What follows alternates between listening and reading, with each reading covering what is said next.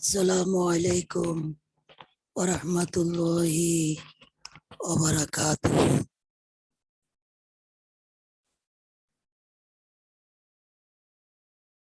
জঘন্য পৃথিবীর এই খেলা ছাড়তে হবে তার মেলা।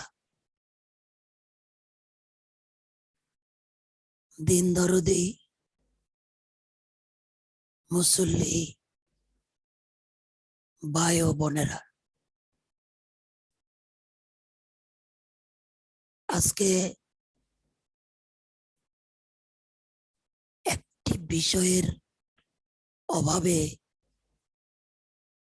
আমাদের সমাজের এই জঘন্যতম অবস্থা।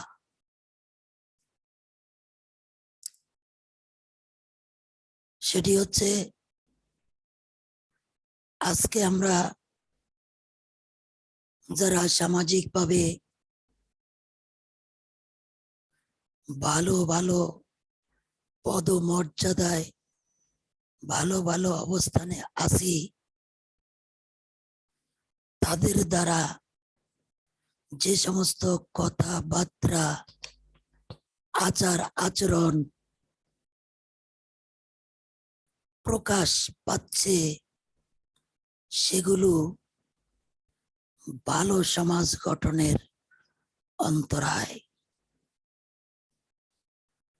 পৃথিবী শান্তিময় এক বসুন্ধরা, সৃষ্টিকর্তার অশেষ রহমত। তিনি সুচারুরূপে অক্সিজেন, আলো, বাতাস, জীবন ধারণের জন্য যত কিছু প্রয়োজন তিনি অবলীলাক্রমে দিয়ে যাচ্ছেন, কিন্তু আমরা তারপরেও কেন শান্তিতে নেই? সৃষ্টিকর্তার দিক নির্দেশনা অনুযায়ী আমরা চলতে গিয়ে বিরাট এক ষড়যন্ত্রের শিকার। সেই ষড়যন্ত্রের শিকার যদি আমরা না হতাম, তাহলে হয়তো আমাদের সমাজ ব্যবস্থা এরকম হতো না। সেটি হচ্ছে, আমরা যে সুশিক্ষায় শিক্ষিত হলে মনুষ্যত্ব অর্জন করতে পারি, সঠিক মূল্যবোধ আমাদের মধ্যে সৃষ্টি হয়, সেটা সুশিক্ষার অভাবে হচ্ছে না। আর সুশিক্ষাটাই হচ্ছে নিজে নিজে পড়ে অর্জন করা। কোন শিক্ষা প্রতিষ্ঠান সেটা আমাদেরকে দিতে পারে না। শিক্ষকেরা গুরু, উত্তর সাধক মাত্র, কিন্তু প্রকৃত শিক্ষা আমাদেরকে নিজে নিজে পড়ে অর্জন করতে হয়। এই কারণেই মহারব্বুল আলামিন প্রথমে হযরত মুহাম্মদ সাল্লাল্লাহু আলাইহি ওয়াসাল্লামকে বলেছেন, ইকরা বিইসমি রাব্বিকাল্লাযী খলাক,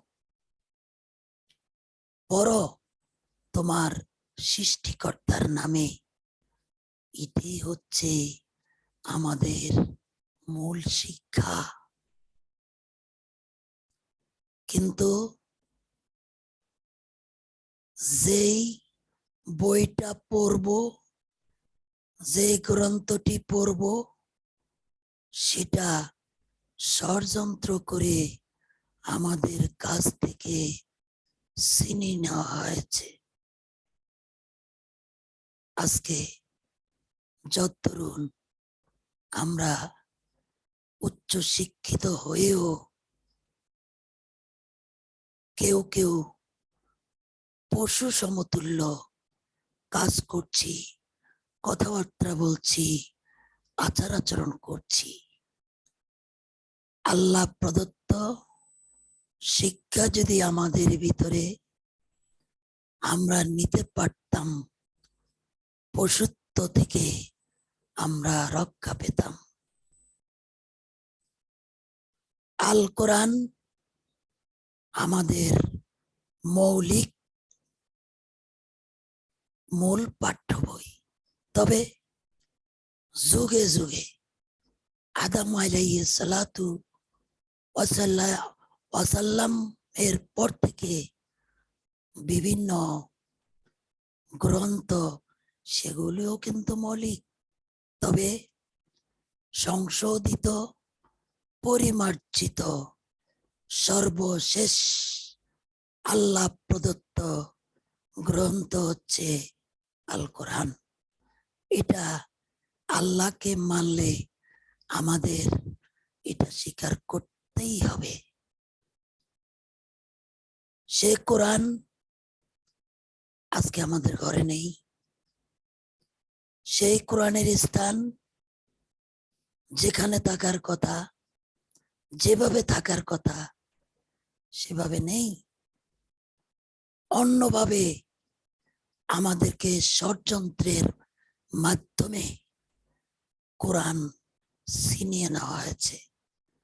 তার মর্যাদা, সম্মান আমাদের কাছে অন্যভাবে তুলে ধরে আমাদেরকে কোরআন থেকে সরিয়ে দেওয়া হয়েছে। আর তারই পরিণাম আজকের এই সামাজিক দুর্বিষহ অবস্থা। সম্মানিত উপস্থিতি, আপনি যদি লক্ষ্য করেন, এখন থেকে আমাদের ভারতীয় উপমহাদেশে ইংরেজ শাসন, তার আগে পর্তুগিজ, বিভিন্ন উপনিবেশিক এসে আমাদের দেশ পরিচালনা করত, আমাদের উপরে নানা নির্যাতন চালাতো। আমরা এই কারণে আমাদের পবিত্র দায়িত্ব থেকে, পবিত্র কর্তব্য থেকে আমরা দূরে সরে এসেছি। এই জন্য আজকে আমরা যারা বর্তমান সমাজে বিভিন্ন পর্যায়ে সরকারি, বিরোধী, ইসলামী, যে যে পর্যায়ে আসি না কেন, কম বেশি সবাই তার শিকার। আল কোরআনে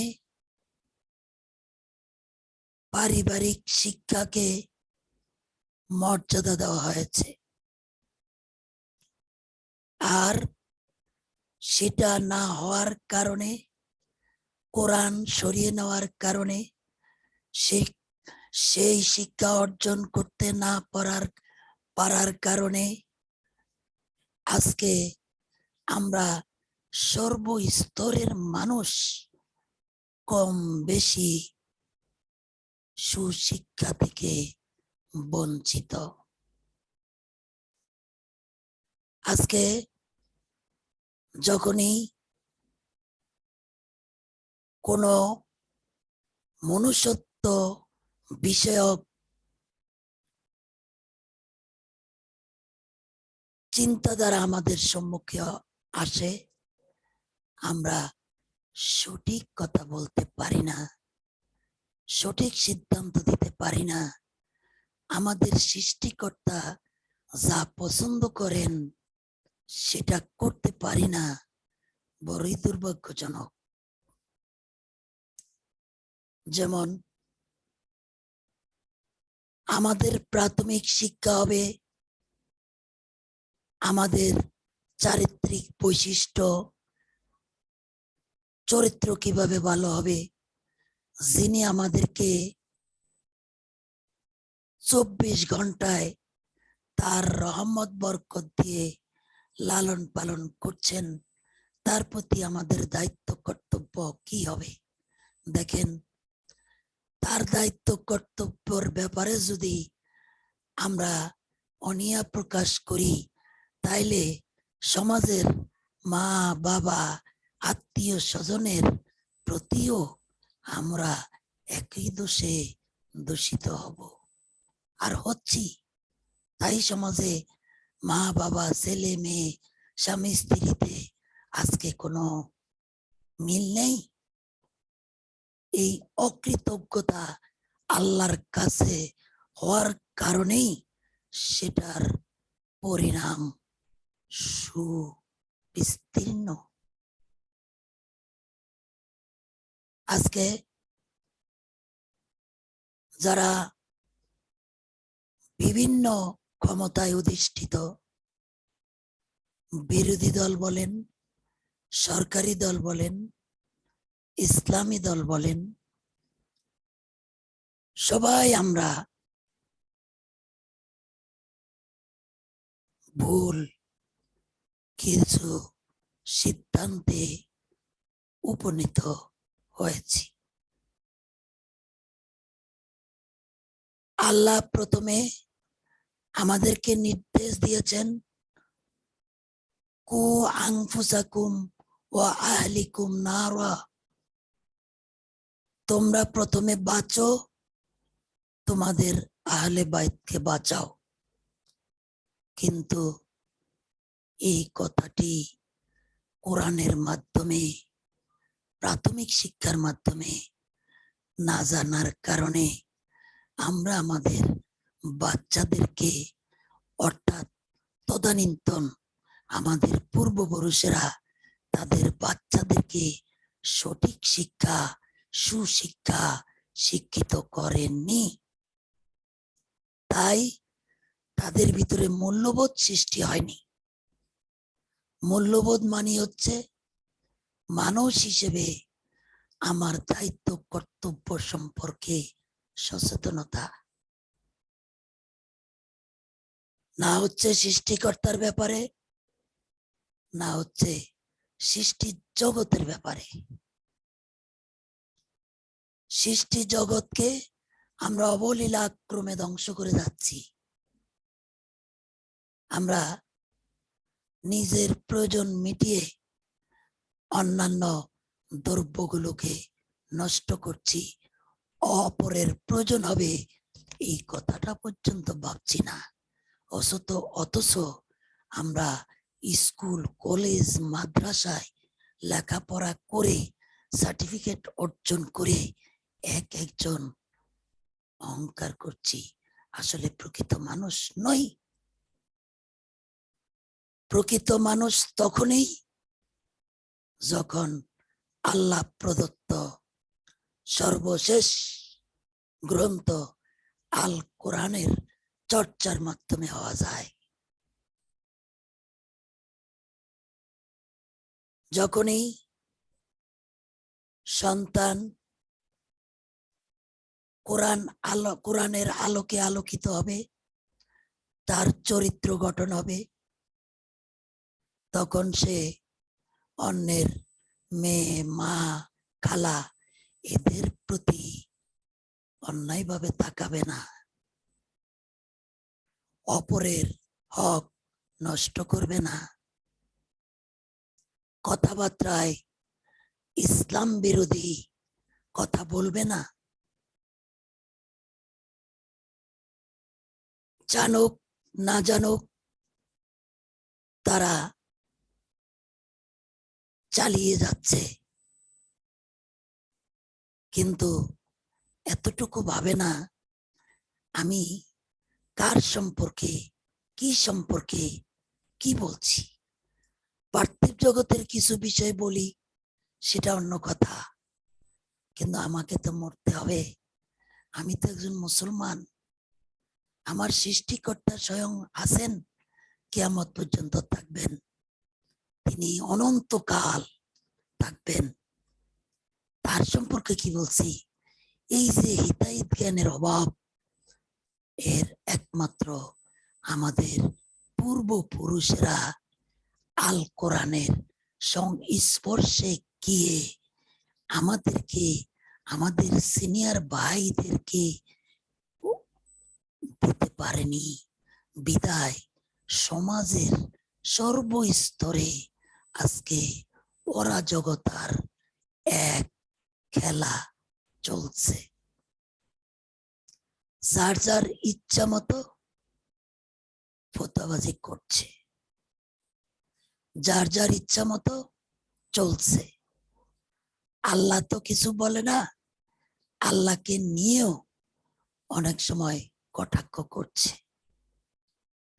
আল্লাহ খাওয়াচ্ছে, পড়াচ্ছে, বাঁচিয়ে রেখেছে, স্বীকার করে, কিন্তু আল্লাহকে তার অবস্থানে থাকতে দিতে চাচ্ছে না। এ কেমন মুসলমান? সম্মানিত দিন দরদি ভাই ও বোনেরা, আমাদেরকে এই আল কোরআনের চর্চা এখন নিজেরা নিজেরা করতে হবে।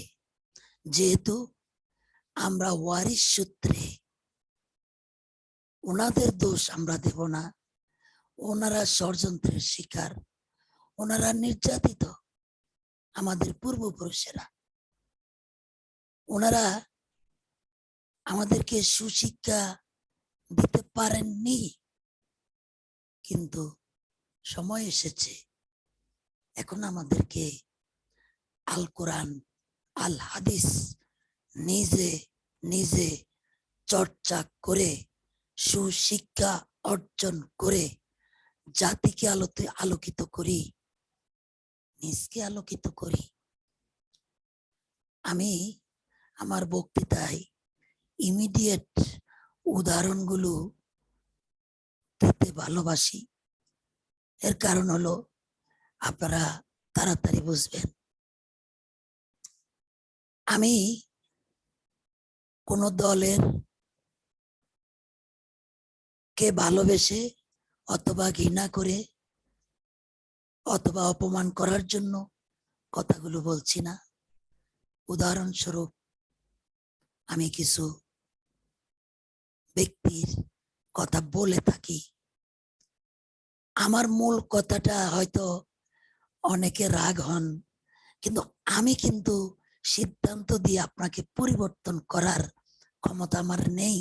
শুধু আপনার বিবেকের কাছে কর জোরে এই চিন্তাটা করার জন্য আমি উপস্থাপন করছি, কিন্তু আপনাকে অপমান করার জন্য নয়, আপনি কি করেন না করেন সেটার সমালোচনা করার জন্য নয়, শুধু আপনার সুপ্ত বিবেকের কাছে আমার একটু আবদার, একটু ভেবে দেখেন।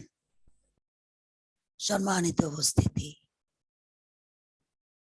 একটা উদাহরণ আমি দেব। ডাক্তারেরা মেধাবী, আল্লাহ তাদেরকে অনেক মেধা দিয়েছেন। মেধা না হলে ডাক্তার ইঞ্জিনিয়ার হওয়া যায় না, এটা সবাই জানে। আর সেই জ্ঞানটা কেউ স্বীকার করুক আর না করুক, সেটা আল্লাহ প্রদত্ত। এই মেধাবী স্টুডেন্ট যখন ডাক্তার হয়, আল্লাহ তাকে বিভিন্ন পদে অধিষ্ঠিত করে। তার কাছ থেকে মানুষ আল্লাহর শুকরিয়া এবং জাতির দিক নির্দেশনা, জাতিকে ভালো কিছুর আশা করে। কিন্তু সে যদি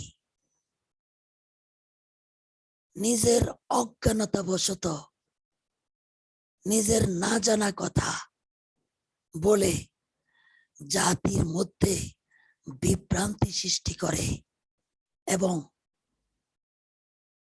ভালো ভালো মানুষের ভাবমূর্তি ক্ষুণ্ণ করে, সমাজে অস্থিরতা সৃষ্টি করে, যার মাধ্যমে সমাজ দেখবে আলো কিন্তু দেখতেছে অন্ধকার। সে কেমন ডাক্তার জানেন? সমস্যাটা কোথায়? ওই যে বললাম, তার মেধা আছে, ডাক্তার হতে পেরেছে, সবকিছু ওকে, কিন্তু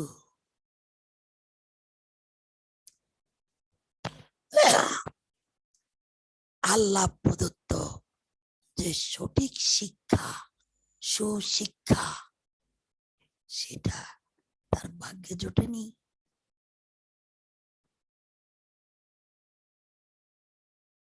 অথবা দুনিয়ার নেতৃত্বের অর্থের মোহে সে হিতাহিত জ্ঞান হারিয়ে আজে বাজে বকছে।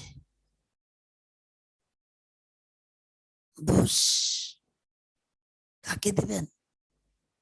একটা উদাহরণ দিলাম, বাকিরা ভাববেন না আপনারা সবাই ভালো।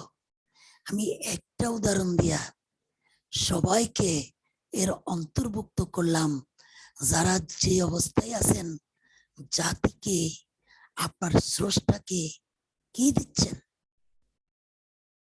আপনার স্রষ্টা আপনার কাছে কি কিছু প্রাপ্য নয়? আপনি কিভাবে এই পৃথিবী থেকে চলে যাচ্ছেন? তার সবকিছু ভোগ করে আবার যাচ্ছেন কোথায়? তার কাছেই। এখানে তার অকৃতজ্ঞতা প্রকাশ করে ওখানে তার কাছে যাচ্ছেন কোন সাহস নিয়ে? আপনার সাহস তো কম নয়।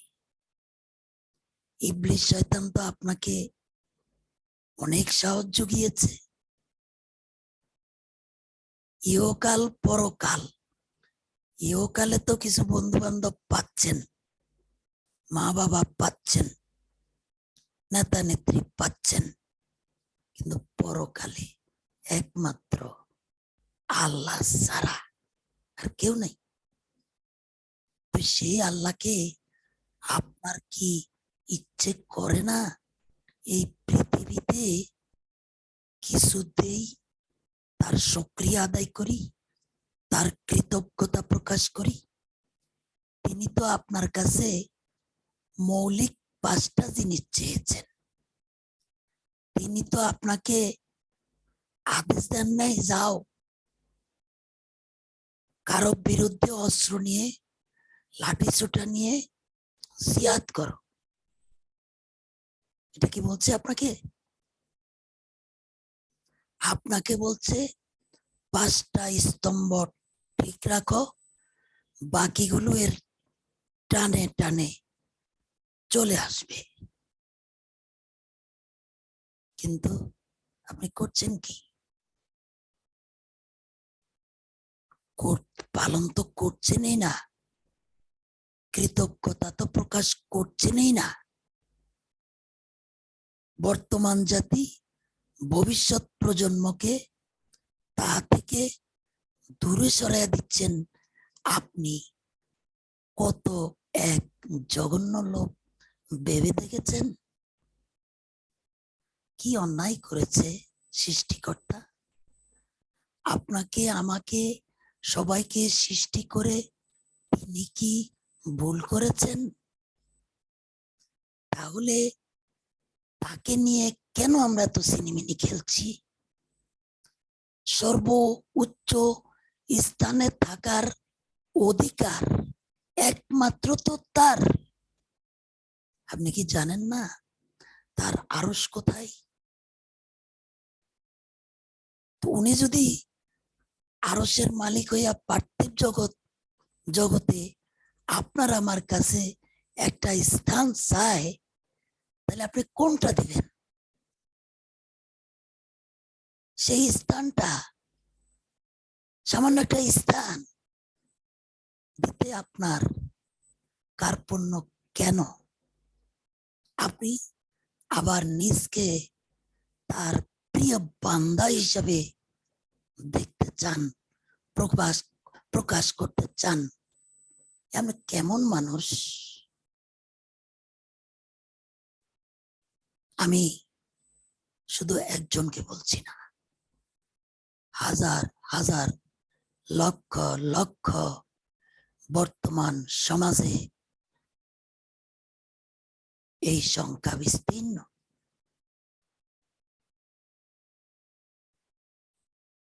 যারা ইসলাম চর্চা করছেন তারা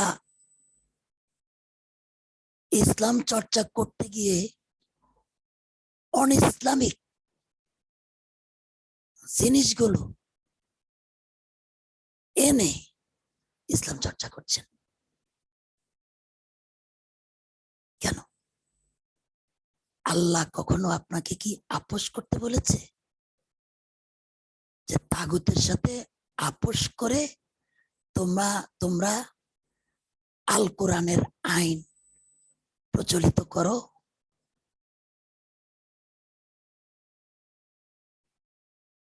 আল্লাহ তাগুত তার বিরুদ্ধ শক্তি। যখনই দেখবেন যেটা কোরআন বিরোধী, হাদিস বিরোধী, সেটাই তাগুত, কোনো সন্দেহ নেই, তার সাথে কোনো আপোষ নেই। আপনি যদি কিয়ামত পর্যন্ত জিহাদ করতে হয় কিন্তু আপোষ করবেন না, কিন্তু আপনি আপনার সুন্দর ভাষার মাধ্যমে, নম্রতার মাধ্যমে, ভদ্রতার মাধ্যমে চালিয়ে যাবেন। আপনি কি মনে করেন আল্লাহ পাক অহেতুক মুসা আলাইহিস সালামের ঘটনা আল কোরআনে উল্লেখ করেছে? অনেকের এটা ভুল ধারণা যে পুরাতন কাহিনী আল কোরআনে এত বেশি কেন? আসলে এগুলো দিয়ে আল্লাহ আমাদেরকে প্রশিক্ষণ দিচ্ছেন। ফেরাউন খোদাই দাবিদার, তার কাছে ইসলামের দাওয়াত কিভাবে পৌঁছানোর জন্য আল্লাহ মুসা আলাইহিস সালাতু ওয়াস সালামকে নির্দেশ দিয়েছেন।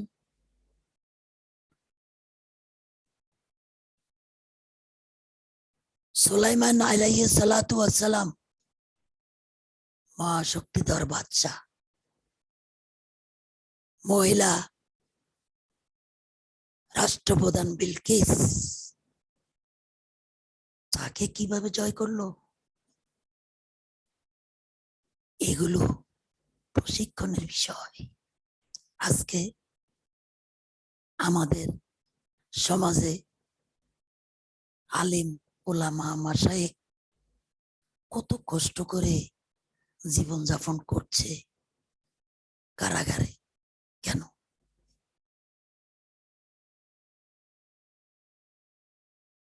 একমাত্র সঠিক সুশিক্ষা আমরা কোরআন থেকে নিচ্ছি না, আমরা নিচ্ছি কোন ব্যক্তি থেকে যাদের নাম নিশানা আল কোরআনেও নেই, আল হাদিসেও নেই। চলে আসেন 4টি মাযহাব, এর মধ্যে নতুন এক ফিকরা, মানে নতুন নতুন ফিকরা বের হচ্ছে, আমি নাম বলবো না। ইমাম আবু হানিফা রাহমাতুল্লাহ আলাইহি উনি হাদিস কাবা শরীফ মদিনা শরীফ থেকে এনে ভারতবাসীর অনেক উপকার করেছেন। আমরা এগুলো হয়তো অনেকটা পেতাম না, কিন্তু উনি আমাদের শিক্ষক। তাই বলে কি আপনি একটা হাদিসে যদি উল্লেখ থাকে যে তোমরা বুকের উপরে হাত বাঁধো, হাদিস শরীফ। ইমাম আবু হানিফা রাহমাতুল্লাহির মতে যারা অনুসরণ করেন তারা বাঁধেন নাভির নিচে।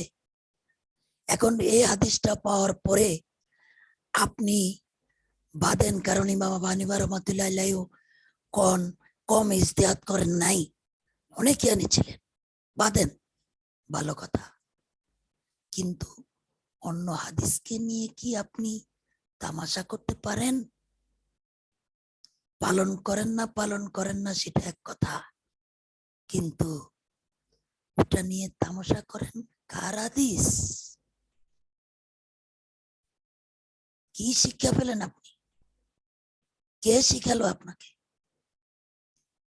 চারটি মজাবে একজনের সাথে অনেক বিষয়ে অমিল আছে, তাই বলে কি আমরা চারজনকে খারাপ জানবো? মোটেই না। ইজতিহাদ করে কেউ যদি ভুল করে সওয়াব পায় না, কিন্তু সে পাপী নয়। কিন্তু তাই বলে তাদের অনুগত হয়ে তাদের একেবারে কি বলবো, একেবারে তাছাড়া অন্য কিছু বুঝেন না। কোরআনের আয়াত যদি ইমাম আবু হানিফা রাহমাতুল্লাহির কোন মতের বিরুদ্ধে হয়, আমি হানাফি মুজাফের, আমি এটাই মানবো, এই ধারণা আপনি পেলেন কোথায়? মানুষ মাত্রই ভুল করে, একমাত্র হযরত মুহাম্মদ সাল্লাল্লাহু আলাইহি ওয়াসাল্লাম ছাড়া। তাহলে আপনাকে ধরে নিতে হবে চার মজাব প্রত্যেকটাই সত্য, প্রত্যেকটাই সুন্দর। আমরা আল কোরআন আল হাদিসের যখন অনুসরণ করব, ওই মাযহাব আমাদের শিক্ষকেরাই আমাদেরকে ধন্যবাদ দিয়ে বলবে তোমরা ঠিক কাজ করছো, আপনার নামের দরকার নাই। আমি হাম্বলি, আমি মালিকি, আমি হানাফি, এই কথা উচ্চারণ করারও আপনার প্রয়োজন নেই। আপনি বড়জোর বলতে পারেন আমার শিক্ষক ইমাম আবু হানিফা রাহমাতুল্লাহি আলাইহি, আল্লাহ ওনাকে বেহেশত নসিব করুক। কিন্তু হানাফি করে ওই মালিকিকে খারাপ চোখে দেখেন, অমুকের খারাপ চোখে দেখেন, সেও আপনার মতো আল্লাহকে পেতে চায়। হয়তো তার চাওয়া পাওয়াটা আপনার পথের মতো নয়, এটা ভিন্ন, কিন্তু সেও কোরআন হাদিস রিসার্চ করে, হয়তো আপনার মতের অনুসারী নয়। তাকে তো আপনি ফেসবুকে গালিগালাজ করতে পারেন না। সাক্ষাৎ হলে তাকে সালাম দিবেন, সালাম দেন না কেন? কিসের বহস? কোরআন হাদিসের আবার বহস কিসের? আপনাদেরকে হযরত মুহাম্মদ সাল্লাল্লাহু আলাইহি ওয়াসাল্লাম বিদায় হজের ভাষণে কথা বলে যান নাই, তোমাদের মাঝে আমি দুইটি বিষয় রেখে যাচ্ছি, আল কোরআন আল হাদিস। আপনি কিসের বহস করেন? হানাফি আল হাদিস বহস, হানাফি মোহাম্মদী বহস, অমুক সমুক বহস, ওই দল সেই দল বহস, কোথায় পাচ্ছেন? অভাব, আল কোরআন আল হাদিসের চর্চার অভাব। আল কোরআন আল হাদিসে এই সমস্ত সব কিছুর মীমাংসা আছে। আজকে আপনি যাই করুন না কেন, রাজনীতি, অর্থনীতি, সমাজনীতি, সর্বকিছুর মধ্যেই ইসলাম আছে। আপনি কি বুদ্ধি রাখেন না? আল্লাহ আপনাকে কেন ইঙ্গিত দিছে, তুমি তোমার আহলে বাইতকে আগে মানুষ করো। যদি প্রত্যেকটা মানুষ তার আহলে বাইতকে আল কোরআন আল হাদিসের চর্চা করে মানুষ করে, তাহলে ওই সংসদে যায়া আজকে যেমন আল্লাহকে গালিগালাজ করে, আল্লাহকে সরাইতে চায়, হ্যাঁ, তারপরে ওটা করতে চাই সেটা করতে চাই, এটা কি হতো? ধর্ম নিরপেক্ষ নামে আল্লাহকে খেদায়, এটা কি হতো? মোটে হতো না। হচ্ছে আল কোরআন আল হাদিসের চর্চার অভাব। আজকে যারা ক্ষমতাসীন তাদের মা বাবা যদি তাদেরকে প্রশিক্ষণ দিতেন, শুনো আমাদের সৃষ্টিকর্তা আল্লাহ, ওনাকে সর্বোচ্চ স্থান দিবা, তারপরে অন্য কেউ। তখন আওয়ামী লীগের নেতারা যখনই বক্তৃতা মঞ্চে উপবিষ্ট হতেন, আগে তার সৃষ্টিকর্তার নামে শুকরিয়া জ্ঞাপন করত। কারণ যে মুখে কথা বলতেছে, যে বিবেক, যে বিদ্যা শিক্ষা অর্জন করছে, যার অবদান দিয়ে তাকে আগে স্মরণ করত। কিন্তু হচ্ছেটা কি, এই আলেম ওলামা মাশায়েখেরা এক সময় ফতুয়া দিয়েছিল রাজনীতি করা হারাম। আপনাদের কি মনে নেই কথাগুলো? তাহলে এই যে আজকে বিরোধী দল বিএনপি, আওয়ামী লীগ, জাসদ, মাসদ সৃষ্টি হলো কিভাবে? এই সুশিক্ষা না পাওয়ার কারণে আজকে তারা দুইটাকে আলাদা ভাবে। কারণ ওরা ভাবে কি, ওদের মুরব্বীরা বলছে, ওদের ওলামা মাশায়েখরা বলছে মসজিদের গায়ে লেখা থাকতো মসজিদে রাজনীতি করা হারাম, মসজিদের গেটে লেখা থাকতো রাজনীতি করা হারাম, রাজনীতি করবেন না, মসজিদে কেউ মসজিদে রাজনীতি কথাবার্তা বলবেন না। তাহলে এই যে আজকে আমরা যাদেরকে দোষী করছি, তারা কোত্থেকে পাবে শিক্ষা? তারা কি অলৌকিক ভাবে শিখবে? শিখাইছি তো আমরা পূর্বপুরুষেরা, যারা আলেম ওলামা ছিলাম, অভিভাবক ছিলাম, তারা তো ওনাদেরকে এইভাবে প্রশিক্ষণ দিছি। তো ওনাদের কাছ থেকে আর কি আশা করা যায়? আজকে আওয়ামী লীগের কথা বলছি, ভাববেন না যারা অন্য বিরোধী দল আছেন আপনারা ভালো, আপনাদের তো সবকিছু মিল আছে। জাসদ, বাসদ, এরশাদ, বিএনপি, আওয়ামী লীগ, আপনারা যারা, তাদের তো লক্ষ্য উদ্দেশ্য পার্থিব জগতের জাতীয়তাবাদ, ধর্মনিরপেক্ষতা, সমাজতান্ত্রিকতা, মানে সোজা কথা এক কথায় যে তাগুতের দ্বারা নিয়ন্ত্রিত জীবন ব্যবস্থা। অন্য যারা আছে তারা পার্থিব জগতও চায়, আখিরাতের আল্লাহকেও পেতে চায়, কিন্তু চাওয়ার মধ্যে আল কোরআন আল হাদিসের চর্চার অভাব আছে। বিদায় তারা তাদের অভিষ্ট লক্ষ্যে পৌঁছতে পারছেও না, পারবেও কিনা আল্লাহ ভালো জানেন। কারণ ধরেন আপনি যদি পারিবারিক ভাবে আপনার আত্মীয় স্বজনকে নৈতিক শিক্ষায়, ইসলামী শিক্ষায় শিক্ষিত না করেন, কোরআন হাদিস অনুযায়ী তাকে একটা সুন্দর জীবন উপহার না দেন, তাইলে এ আপনার পরিবার, অমুকের পরিবার, অমুকের পরিবার নিয়েই তো সমাজ, আর সেই সমাজটাই তো রাষ্ট্র। তো আপনি রাষ্ট্রে তাকে এইভাবে প্রশিক্ষণ না দিয়া, এই যে বর্তমান প্রেক্ষাপটে আমরা যেই দুর্বিষহ অবস্থার শিকার, একই তো অবস্থা হলো। তাহলে আপনারা পার্থক্য কোথায়? আগে আপনি আপনার ঘরের দিকে তাকান, যে আমি আল্লাহর আইনকে প্রতিষ্ঠিত করতে যাচ্ছি, আমার ঘরে এই আল কোরআন আর হাদিসের আইনটা বলবৎ আছে কিনা, আমার বউ পর্দা করে কিনা, আমার ভাই হারাম খায় কিনা, আমার ছেলে ভালো আছে কিনা, আগেটা করেন। তারপরে আপনার প্রতিবেশীর কাছে যান।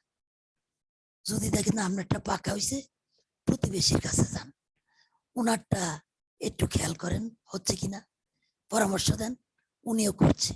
এইভাবে করতে করতে করতে আপনাকে আপনাকে ওই রাষ্ট্র ক্ষমতা আনার জন্য বিনা অস্ত্রে লাড়ি একটা আর ইট পাথর লইয়া যায়, ওই মেশিন গান, পিস্তল, বন্দুকের সামনে আমরা সাহস কত, এগুলোর সামনে যায় আমরা নাচানাচি করেন, ওরা মেরে সাইডে দিব, সারে মেরে ফেলে না, তাই এটা তো আমার আত্মহত্যার সামিল।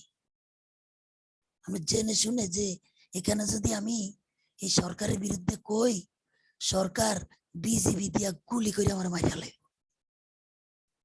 তো জানি না শুন না আপনি কামটা কেন করেন? আপনি আগে এইভাবে প্রতিষ্ঠিত হন। যদি যারা আজকে বিভিন্ন ক্ষমতায় অধিষ্ঠিত তারাও যদি এইভাবে আসতো, তাদের মা বাবা যদি এভাবে আনতো, তাহলে আমাদের তো এইভাবে আন্দোলন করার প্রয়োজন ছিল না, আমাদের করতে হতো না। আমার কথাগুলো আপনারা রাগ করবেন না, আমি আপনাদের বিবেকের কাছে পাঠাইতেছি, আপনাদের কাছে পাঠায় লাভ নাই। আল্লাহ প্রদত্ত যে বিবেকটা আছে না, আমি তার কাছে নিবেদন করছি, আপনাকে বলছি না। আপনাকে বলার সাহস আমার নেই, কারণ বর্তমান সমাজ ব্যবস্থা জঘন্য একটা সমাজ ব্যবস্থা। আপনি যেই দল করেন সেই দল অন্য দলে এসে আপনাকে হত্যা পর্যন্ত করতে দ্বিধা করে না, সেই পরিবেশ চলছে বর্তমানে। আপনি ইসলামী পার্টি করেন আর অন্য পার্টি করেন, হত্যার কু চলছে। আপনি যদি ভালো কথা বলেন কিন্তু তার দলের নন আপনি, আপনাকে হত্যা করতে সে কার্পণ্য করবে না। এই কারণে আমি কোনো ব্যক্তিকে বলছি না, আমি আল্লাহ প্রদত্ত আপনার মধ্যে যে বিবেক, সেটার কাছে কর জোরে একটু চিন্তা করার জন্য কথাগুলো বলছি। সম্মানিত উপস্থিতি, আপনি একটু চিন্তা করেন যে যে জাতি যেরকম তার নেতা নির্বাচন হয় সেরকম, কথাটা কি আল্লাহর নয়? আরেকটা কথা শুনেন, যে জাতি নিজে পরিবর্তন, যতক্ষণ নিজে পরিবর্তন না হয় ততক্ষণ তাদের ভাগ্য পরিবর্তন হয় না। এই দুইটা কথা একটু চিন্তা করুন তো। আজকে আপনারা যাদেরকে ভাবছেন যে আমাদের সুখের অন্তরায় এরা, তো এরা তো আল্লাহ প্রদত্ত, গাছের পাতাও নড়ে না আল্লাহর আদেশ ছাড়া। আরে এরা কি আল্লাহ প্রদত্ত নয়? এরা আল্লাহ প্রদত্ত, কিন্তু আজকে এদেরকে আপনি ভালো বলছেন না কেন, সুখ পাচ্ছেন না কেন? কারণ আপনি জাতি হিসাবে নিজেরাই ভালো না। কয়টা মানুষ ব্যক্তিগতভাবে নামাজ পড়ে আপনি ওটা হিসাব করেন তো। তাহলে বেনামাজিকে এর চেয়ে ভালো সরকার আল্লাহ দিবে কোত্থেকে? কয়টা মানুষ ব্যক্তিগতভাবে ভালো? জিনা, সুদ, মদ, ঘুষ, অপরের হক নষ্ট, কোনটা এই সমাজে হচ্ছে না? একটা সাধারণ গরিব মানুষের ইসলামী আমলটা একটু লক্ষ্য করেন তো।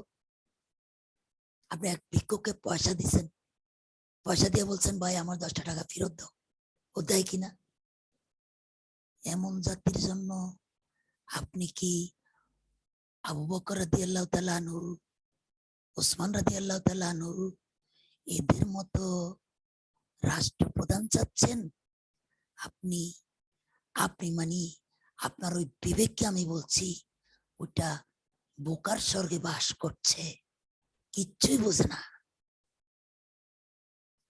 এই জাতিকে শাসন করার জন্য যেমন শাসক দরকার, আল্লাহ যেমন তেমনই শাসক দিয়েছে। এখন সেই শাসককে মেনে বুঝিয়ে শুনে সমাজে বিশৃঙ্খলা ফিতনা না সৃষ্টি করে স্বাভাবিক জীবনযাপনে ফিরে আসুন।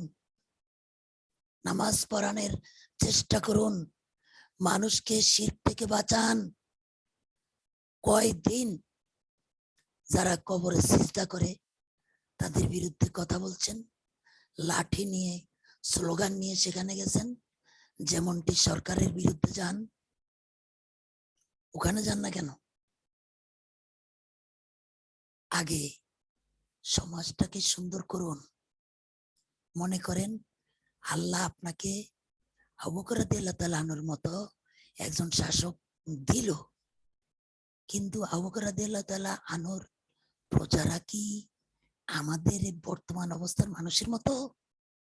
কোন সাহাবী নামাজ পড়ে না, ঘুষ খাইছে, নাফরমানি করছে, সামান্য একটু হালকা অন্যায় করলে কাঁদতে কাঁদতে তারা তাহাজ্জুদের নামাজ পর্যন্ত পড়ছে? তাদের জন্য ছিল সেই শাসক। আর আপনি রাষ্ট্র ক্ষমতায় যাকে আনতে চান তাকে কি পরীক্ষা করে দেখেছেন? সে যদি রাষ্ট্র ক্ষমতায় আসে ইসলামের মর্যাদা রক্ষা করতে পারবে? তাহলে যে ইসলামের মর্যাদা রক্ষা করতেই পারবে না, তার জন্য আপনি আন্দোলন করে আত্মাহুতি দিচ্ছেন। কত পরিবার মা বাবা হারিয়ে বাচ্চারা এতিম দিন যাপন করছে, কত সংসার নষ্ট হচ্ছে। কেন? ইসলাম কি এসেছে? আল্লাহ কি দিয়েছে? আপনি কি বুঝেন না এগুলো দেওয়ার মালিক আল্লাহ? আপনাকে বলতে চেষ্টা করতে। আপনি চেষ্টা কিভাবে করতে হয় কোরআন হাদিস রিসার্চ করেন নাই? সেভাবে করেন, সেভাবে জাতিকে আগে ব্যক্তি জাতিকে মানুষ করেন। আপনার ওখানে আক্রমণের দরকার নাই।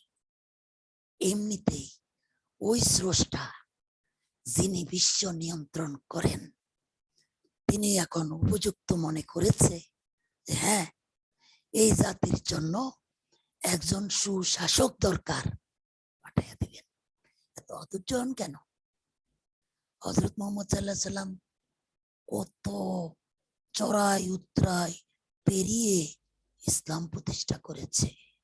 আপনারা তো নবদানবী খাইতে চান কেন? তখনই তো মনে প্রশ্ন আসে যে পার্থিব মোহ আপনাকেও পেয়েছে, নেতৃত্ব, টাকা পয়সা, সবাই নাতা নাতা কইব। আপনি এত তাড়াহুড়া করেন কেন? আপনার আশপাশে কত বেনামাজি, আগে নামাজি বানান। এটা ইসলামের মূল স্তম্ভ। সবাই ওয়ারিশ সূত্রে বাঙালি, আমরা মুসলমান, কিন্তু নামাজ কয়জন পড়ে ভেবে দেখেছেন কি? এই বেনামাজি নিয়ে আপনি কিভাবে রাষ্ট্র চালাবেন? সম্মানিত উপস্থিতি, বারবার বলছি আমার একটাই উদ্দেশ্য, আসুন এতদিন আল কোরআন আল হাদিস আরবিতে ছিল, কিছু উর্দুতে, যেমন ৮০, ৭২, ৭৫ এই সময়ে কিছু উর্দু অনুবাদ করা হয়েছে, মানুষ বুঝতো না, আমরাও দেখেছি, বাংলা পাই নাই। কিন্তু এখন বিরাট বিরাট আলেম মাশায়েখ আল্লাহর দান আমাদের এই বাংলাদেশে বিভিন্ন ভাবে সৃষ্টি হয়েছে। এদের অনুবাদ গুলো পড়বেন, তবে সজাগ থাকবেন, কোন গোষ্ঠী দল যেন আপনাকে প্রভাবিত করতে না পারে। আপনি যখনই দেখবেন একটা বিষয় আপনার কাছে ঘটনা লাগছে, আপনার বিবেক আল্লাহ প্রদত্ত জ্ঞানের কাছে পাঠিয়ে দেন, সেখান থেকে সিদ্ধান্ত আসবে আপনার কি করণীয়। আপনাকে কারো কাছে যেতে হবে না। আপনাকে কোন নেতা আহ্বান করছে, চলো মিছিলে যাই,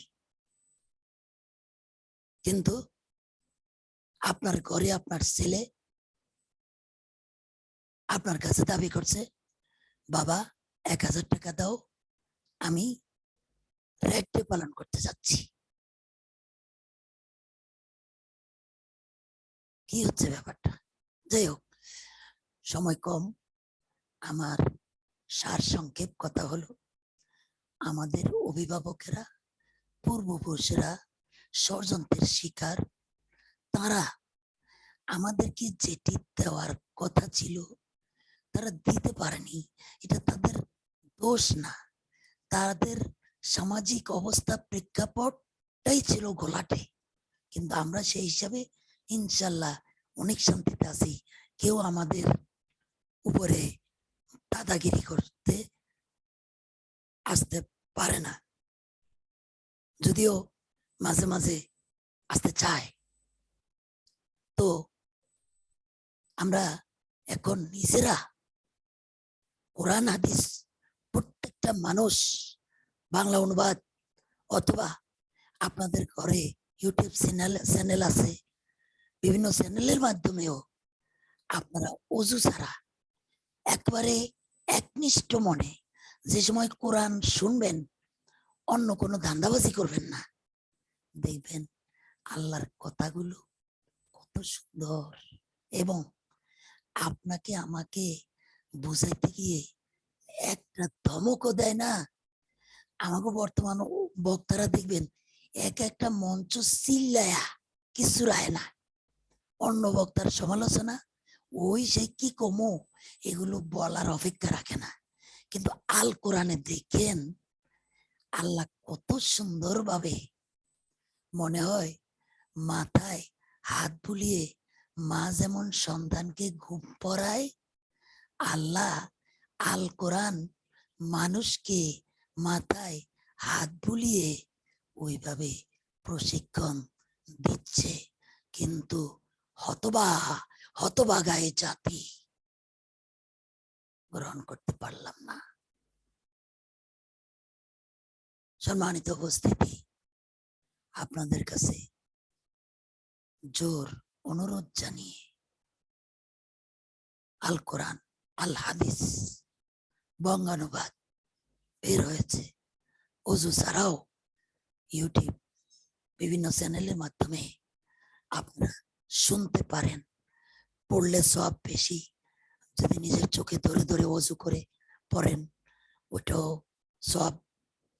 আর যদি একান্ত ব্যস্ততার কারণে হোক, যে কোনো কারণে হোক পারছেন না, কিন্তু এই সময়টুকু তো কত কিছু দেখেন। এই দেখেন চলচ্চিত্র, নাটক সব গাঁজাখুরি, মিথ্যা কাহিনী, যেটা সমাজের সাথে কোনো বাস্তবতার মিল নাই। যেমন দেখেন, আমি একটা উদাহরণ দিই, একটা চলচ্চিত্র, এক ছেলে একটু হাবলা টাইপের যুবক, সে চলচ্চিত্রে দেখছে যে একটা নারী একটা প্রাইভেট কারের নিচে পড়ছে, পড়ার পরে ওই প্রাইভেট কারটা এক মহিলা চালাতো, আর পুরুষটা পাশে ছিল। তো ওই গাড়ির নিচে পড়ে ও অ্যাক্সিডেন্ট করছে। ওই নারীটা বেরিয়ে কোলে করে তাকে ওই গাড়ি দিয়ে হাসপাতালে নিয়ে গেছে। হাসপাতালে যখন তার জ্ঞান ফিরে আসলো, উভয়ের চোখে চোখ পড়লো, একের সাথে অপরের প্রেম হয়ে গেল। ওই হাবলাইটা দেখা একদিন রাস্তার মোড়ে দাঁড়ায় রইল। কেন দাঁড়ালো? যে দেখি কোন নারীর গাড়ি এলে আমি নিজে ইচ্ছাকৃত ভাবে পড়বো, পড়লে অ্যাক্সিডেন্ট করলে ও আমাকে ওই রকম করবে। ওই হাবলা ঠিকই দাঁড়ায় রয়েছে, এক নারী সত্যি সত্যি গাড়ি দিয়া ওরে পিষা গেছে, কিন্তু ওর দিকে ফিরেও তাকায় নাই, ও মরিয়া গেছে। সম্মানিত উপস্থিতি, আমাদের চলচ্চিত্র, বাস্তবতা, নাটক এগুলো শয়তানের বানানো, আমাদের ইমানে আঘাত আনে। এগুলো দেখতে মজা, এই মজাটা সৃষ্টি করে শয়তানে। কোরআন তেলাওয়াত শোনেন আপনি, কোটি কোটি ওরছে মজা। দেখবেন এক এক কারি এক এক সুরে কোরআন তেলাওয়াত করে, এক একটা এক এক রকম ভালো লাগে। আসলে আমরা এগুলোর কাছে যাই না, তো বুঝবো কিভাবে? যাই হোক, আপনাদের কাছে কর জোরে, আপনাদের বিবেকের কাছে আমার কথাগুলো পৌঁছিয়ে দিবেন। এরপরে যা হয় হোক, আল্লাহ যাই করে করুক।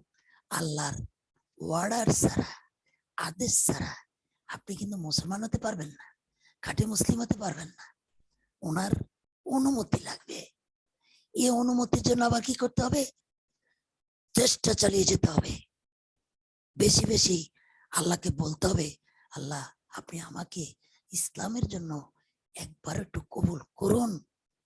বারবার কাকুতি মিনতি অনুরোধ করুন। সেদিন আপনাকে কবুল করবে, আপনার জন্য দোজখ হারাম। আজকে আর আপনাদেরকে কষ্ট দিচ্ছি না। আল্লাহ হাফেজ। আসসালামু আলাইকুম ওয়া রাহমাতুল্লাহি ওয়া বারাকাতুহু।